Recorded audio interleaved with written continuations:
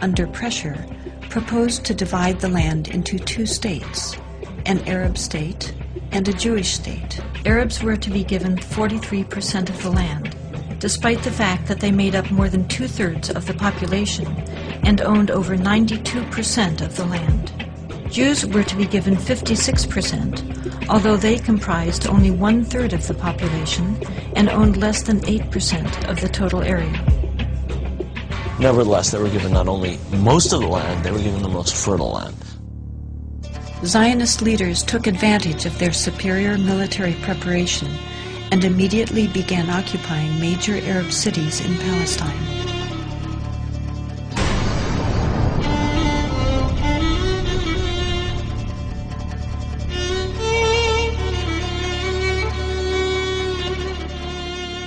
I was among the people that conquered Akko. When we were walking around, we entered a flat. There was a pair of shoes of a small child, maybe 2 years old. They didn't have time to put on the shoes, so they left the shoes and they ran away. They left everything.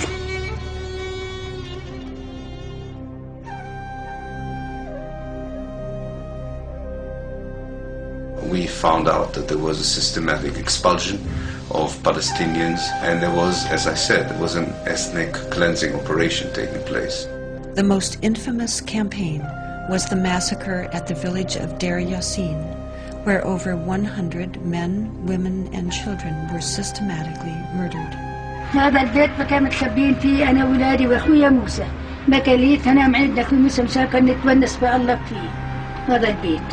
أجوا قالوا لما كنا بالبيت كنا مش كسر خبطنا الكنبلة وجينا ست صوبتنا وبنت الصواب تمسح ولادي. وكان بعد ما راحت المراكز الحركة كسروا الباب عليهم وطلعونا. بدهم يقتلوا أخوي مسدوا فيه على وجههم يقتلوه.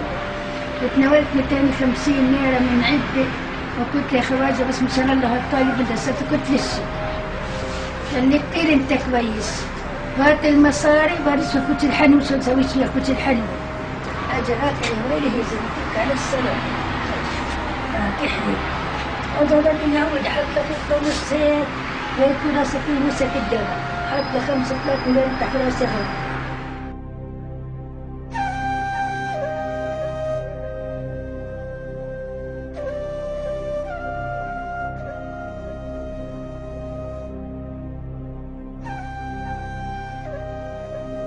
The ruthlessness of the attack on Deir Yassin drove fear and panic into the Palestinian population and led to the flight of unarmed civilians from their homes all over the country.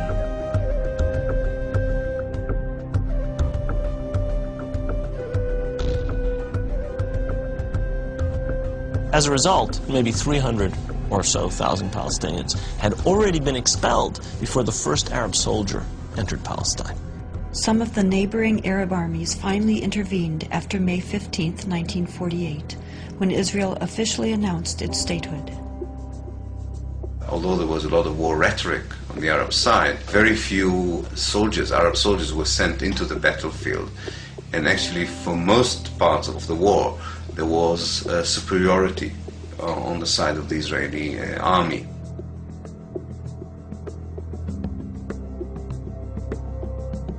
The Israeli army cleansed much of the territory and took over a large part of the designated Palestinian state. The new state of Israel encompassed 78% of the total land of Palestine. The West Bank came under Jordanian control and the Gaza Strip under Egyptian dominion.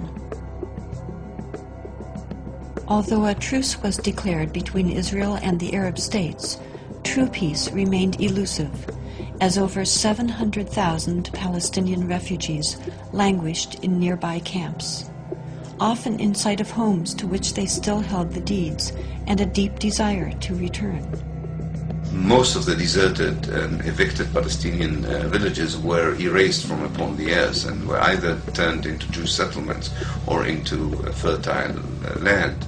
Of the 500 Palestinian villages in what became Israel in 1948, 400 were destroyed. These efforts to destroy the possibility of their returning home were countered by the United Nations, which continues to affirm their human right enshrined in international law and morality to return. A Palestinian who had lost her land or lost his land as the result of the creation of Israel in 1948 cannot come back even for a visit.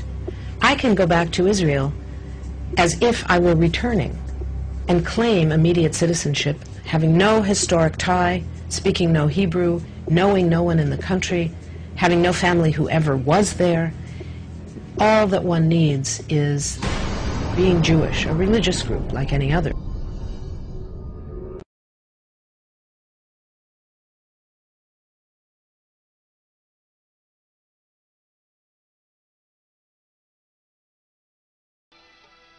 Pendant la guerre, l'État d'Israël a gagné 4000 km² sur le plan de partage.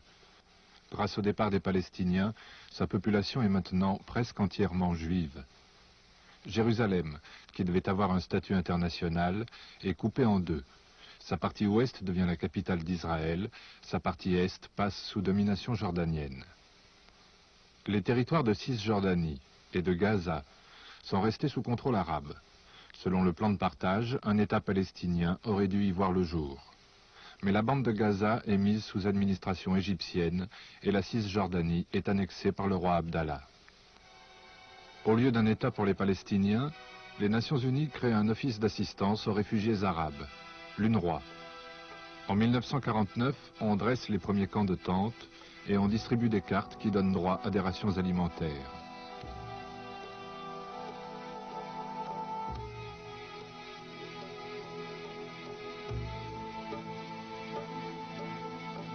« 200 000 cartes sont attribuées en Cisjordanie, 180 000 dans la bande de Gaza, 100 000 au Liban, 60 000 en Jordanie, 70 000 en Syrie. Ce sont surtout les paysans, ceux qui ne possèdent rien, qui sont dans les camps. 200 000 autres exilés ont pu survivre sans faire appel à la charité internationale. En tout, ils sont plus de 800 000. That satisfies the requirement of the Charter of a two-thirds majority, and I therefore formally declare Israel admitted to membership in the United Nations.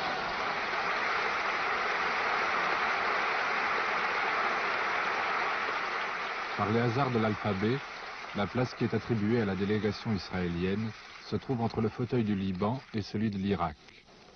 Mais pendant que les délégués israéliens arrivent, les Arabes quittent la salle en signe de protestation.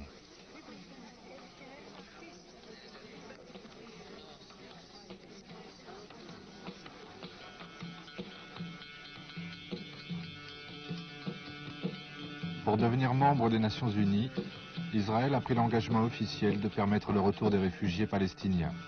Mais cette résolution ne sera pas respectée. Au contraire, l'une des toutes premières lois votées en Israël réquisitionne tous les biens dont les propriétaires sont décrétés absents.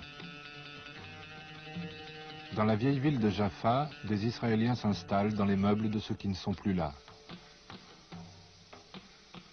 Les belles demeures des notables de Jérusalem sont attribuées à des militaires ou à des fonctionnaires. Partout, des immigrants juifs posent leurs valises dans les villes arabes abandonnées. Au début des années 50, Israël accueille 700 000 juifs venus d'Afrique du Nord et du Moyen-Orient. Presque le même chiffre que celui des Palestiniens exilés.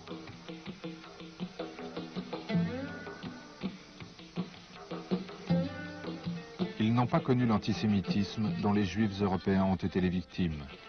Mais depuis 1948, les Arabes les considèrent comme des traîtres. Ils ont préféré partir. Pour eux aussi, on dresse des tentes. Et leurs premières années en Israël seront très dures. Une nouvelle vie commence, mêlée d'espoir et de nostalgie.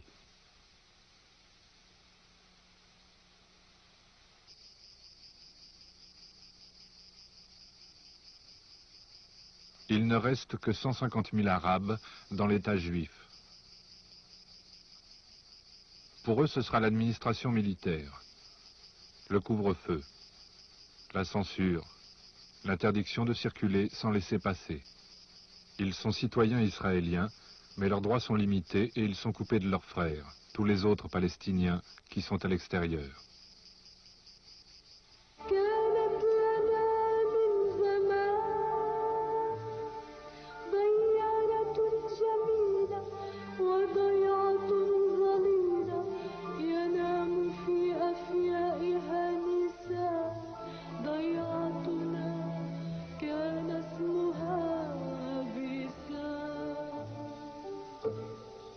Le village de Bissan n'existe plus. La ville israélienne de Beit Shean l'a remplacé. Les camps de réfugiés, eux, existent toujours. Aujourd'hui, plus de 2,5 millions de Palestiniens reçoivent encore des rations alimentaires dans les camps de l'UNRWA. 20 ans après ces premières images, les enfants des camps vont prendre un fusil.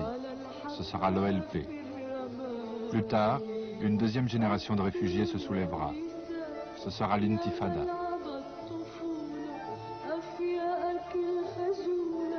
وكل شيء كان باب